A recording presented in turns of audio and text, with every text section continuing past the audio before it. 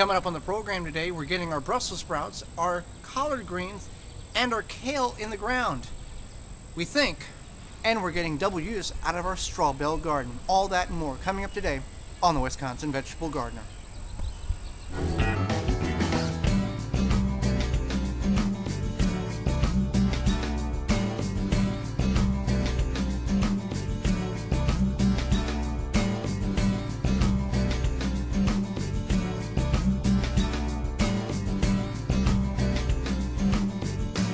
The Wisconsin Vegetable Gardener is sponsored in part by, for all your non-GMO, heirloom, organic, vegetable, flowers, and herb seeds, visit dollarseed.com. Sioux Growing Supply, located in Wausau, Wisconsin, focusing on certified leaf compost, an excellent amendment for poor soil, retains moisture and adds nutrients, which equals less watering. Available in Sioux organic seed starting kits, pre-filled trays and pots, bag and bulk. Visit SiouxCompost.com. Organic fertilizer for the health-conscious organic home gardener. Family owned and operated. Visit wgardens.com. Don't poison your soil with municipal water. Attach a body, mind, and soil hose and filter. Free shipping exclusively through the WisconsinVegetableGardener.com. Just click on the body, mind, and soil icon. Authentic Haven brand soil conditioner for the home gardener. Easy to brew, 100% organic. Visit MinerTea.com. Welcome to the Wisconsin Vegetable Gardener. I'm Joy Baird. We're in the large garden today, and we're going to get our collard greens, Brussels sprouts, and kale in the ground. Well, we know we're going to get the kale in the ground. We're going to start some of those from seed in the ground as well as some starts. The Brussels sprouts and the collard greens, we know we're going to get some of both, but as it may have happened to you, it happened to us. We took them out of the cups, put them in trays, the collard greens and the Brussels sprouts at the exact same time in the house a few weeks ago, and we didn't label it. So we know some of these are Brussels sprouts and we know some of these are collard greens, and I know that one is dead, so that's not an option at all. So we're going to take this bed here. This is the bed that we've prepped several times. It's a clay density bed. We've put sand in the bed to try to help break up the clay particles. We've put coffee grounds in the bed, as well as some certified leaf compost from Sioux's. Now I'm also going to take another bag and put on top again, and every time it rains, more of it works down, and I've found that there's quite a few worms in this bed here, and you can see it's kind of a clay, it's really clay, and we're trying to break this bed up by just keep layering compost on top of it. So it's pretty easy. So I'm just going to put more compost on the bed.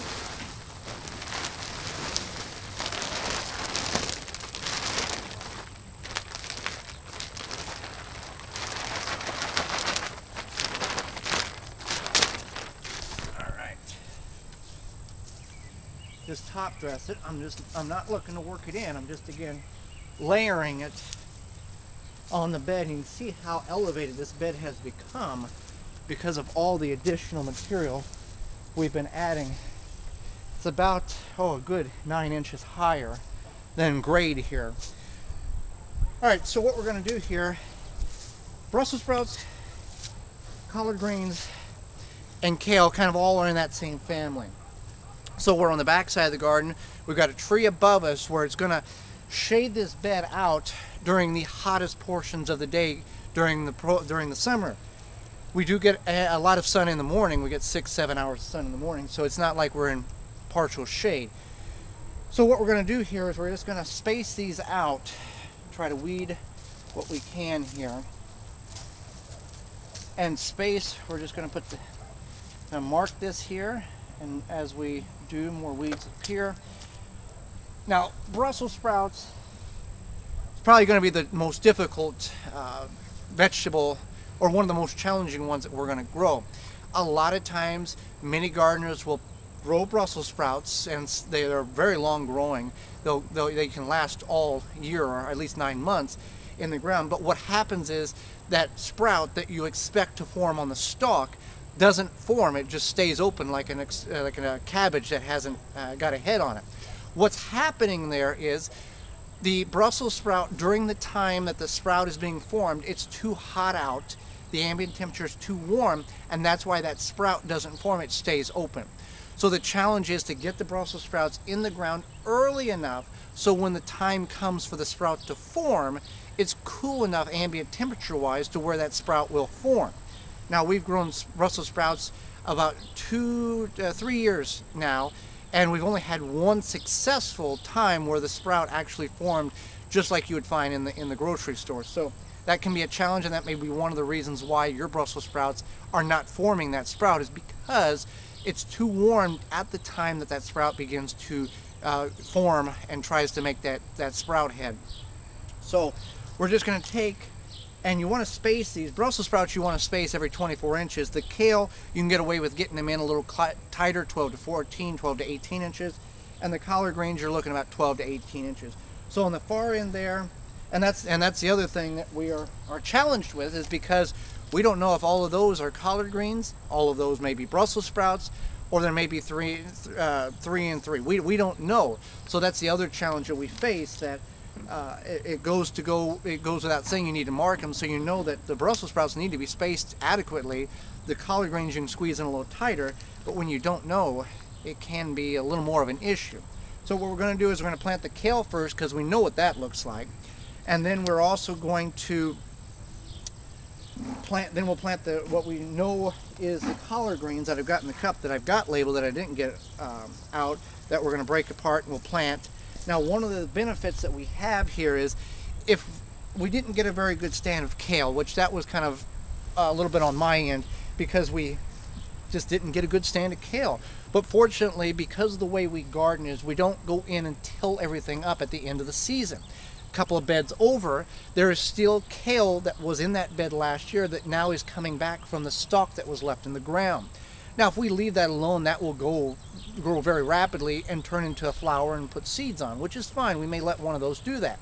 But we can harvest off those that are regenerating growth their second year. Now, kale is a biannual. It will produce seeds the second year, but we can still harvest off of it until that point. So it's not a total loss if we don't have a lot of kale in this bed, because we do have 5 plants over there that is regenerating from the previous year because we didn't dig them up and eradicate them from the garden. So what I'm going to do here, in every hole, I'm going to put some Winchester Garden Select Organic Fertilizer 755 in it with the correct applicational rates. There we go, get the bag open. And read the back of it. Each one of these is a little different. That's why it's important to read the correct instructions for that particular variety. And plop that in. And I'm going to get the kale planted, and then we'll come back and we'll talk a little bit about the collard greens, and then we'll get the Brussels sprouts planted. Alright, so I've got 2, 4, 6 kale plants there, which is fine.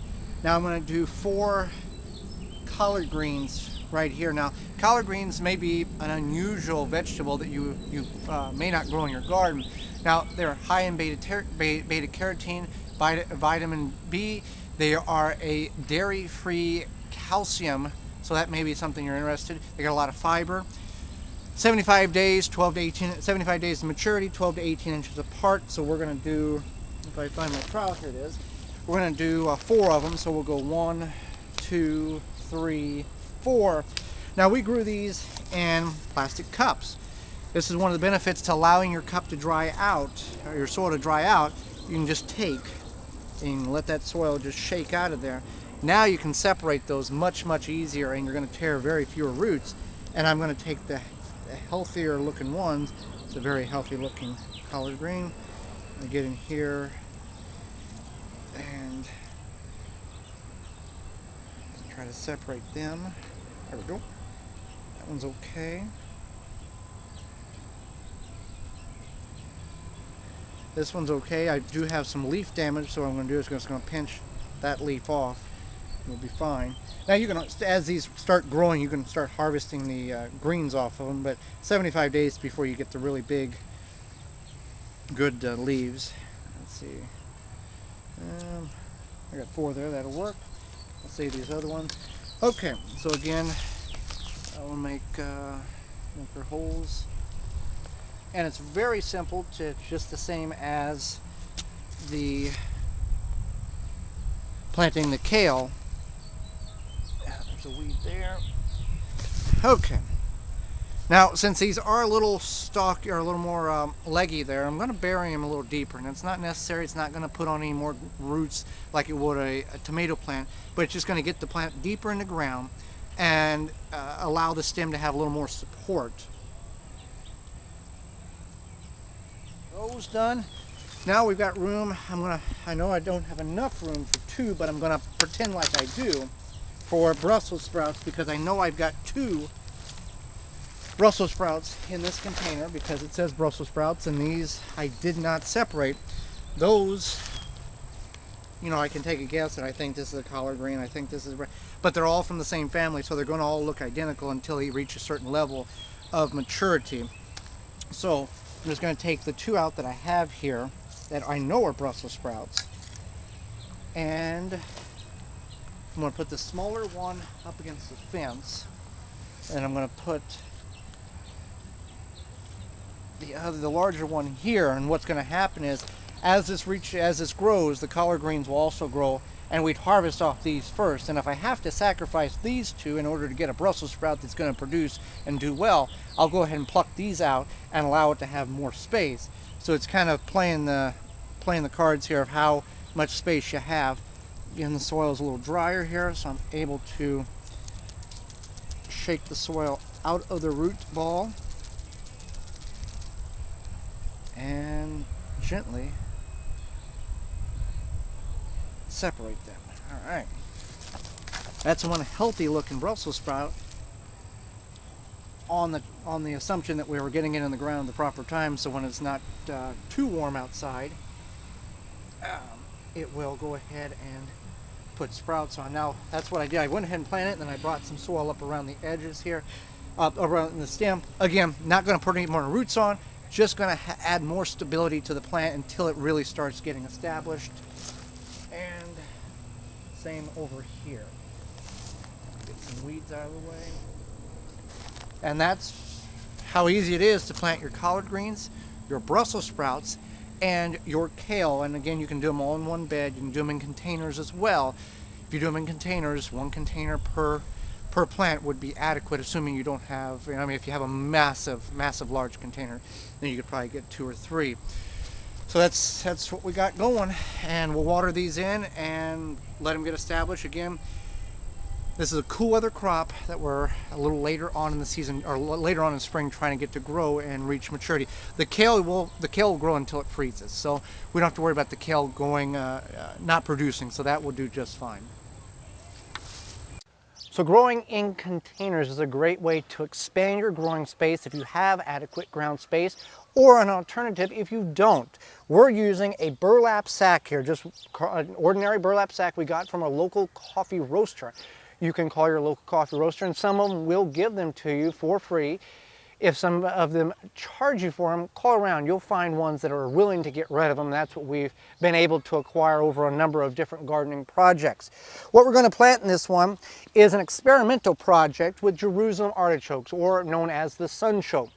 Now these require full sun, 130 to 150 days. Well, we're not in full sun. We're on the back side of the shed here, on the back side of the garden, where it only gets about 6 hours of sun in early morning up to peak noonish. So we're going to experiment. We're going to see if planting Jerusalem artichokes in partial shade will at least give us some tubers as they would in full sun. We know they're going to give us a lot of tubers. We've experienced that a number of years in the large garden. So how we're going to do this is we're just going to take compost. We're going to put a little base of compost in the bottom. Now what I've done with this burlap sack, you want to try to get one that's densely woven. So I've put about, there's about 4 inches of soil there. Now with these artichokes, these were in a bucket that we had in the attic that we kept eating off of over the winter. And once the temperatures warmed up, they begin to grow in the bucket. So just like a potato, you don't want to snap this off, because then the tuber is the energy for this green sprout. And once the roots start to develop, then the tuber will disconnect itself and begin growing more tubers. So what we're going to do here is we're going to put two in here, which is a lot when it comes to Jerusalem artichokes. And we're going to plant or cover them up with soil up to the point where the sprouts are just above the soil line. Whoa, be careful. All right. I'm going to add some more here. And you can also cover these sprouts, and they will emerge when they feel the right time is. I'm going to keep backfilling here, settling it, compressing it down a little bit. All right. There's one sprout there we're going to leave alone. I'm going to gently, there we go, move soil around, try to get this more balanced. All right. Now we're going to water this in, and in order to hold some of the moisture, you can use straw, grass clipping, dry grass clippings, shredded leaves. We've got some shredded leaves here. Straw, we're just going to take some shredded leaves and some garden debris off our compost pile. Doesn't have to be anything fancy. And all that's going to do is greatly reduce the amount of water that's going to evaporate out of this container. True enough, this is more air because it's a woven material than a traditional pot. But nevertheless, we'll be able to water this and see what kind of results we get with partial shade sunchokes in a burlap sack container. These are yacon seedlings, courtesy of Nichols Garden Nursery in Oregon. If you want to get your own yacon seedlings, you can find that link in the show notes, as well as on our website, thewisconsinvegetablegardener.com. What are yacons? They are a tropical or a heat-loving plant from South America. They are related to the sunflower as well as the Jerusalem artichoke. They put a tuber on, and at the time of harvest, they look very similar to a sweet potato, but the taste can be kind of different based on who you talk to. Basically an apple with a little bit of celery taste in it. These are, again, a long season growing plant. We know that they can be grown in zone 5A where we are at, and even a little farther north in zone 4A. We've seen it happen. We've seen great results. So it's not time to plant these yet, but you can get them. They will, Nichols Garden Nursery will ship these to the lower 48 states. And we want to plant these when it's hot outside, so about the time we would plant our peppers. But we can go ahead and prepare the garden bed like we have here. We only need a little area because we're going to put one here and one here, 24 inches apart. So I put some compost down here. We've weeded the bed, and all I'm going to do is take this leaf mulch and bring over top to hold moisture in and just kind of suppress any additional weeds that we may have in this area. And then this will be our yacon bed for the season. Now there are ways to get the plant to grow again next year. There's rhizomes that you can save, but we'll get into all that later on in the season. So if you're interested in growing and finding out more information about the yacon plant, you can click on the link below, courtesy of Nichols Garden Nursery up in Oregon.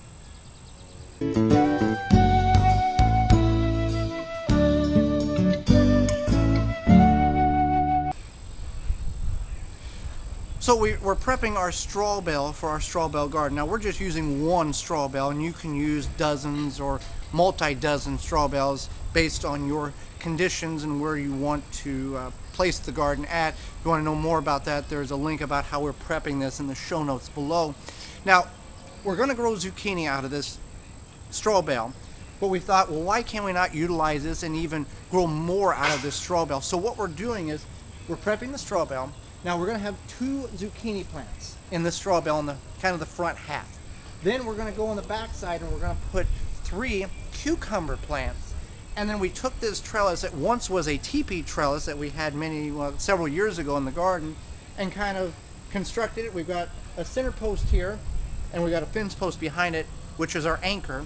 And then we've got a bolt here, and this just is a triangle here that spreads apart.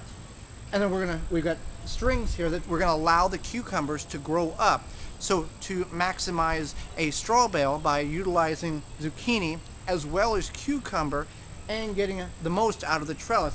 And all we've done is, this has taken up, I'm gonna say 20 inches, and the bale is about 30, so 20 inches wide by about 32 inches long is all the space that we have used to make our straw bale garden. So it doesn't take a lot of space, and you don't have to have a garden in order to have a straw bale garden or a straw bale garden.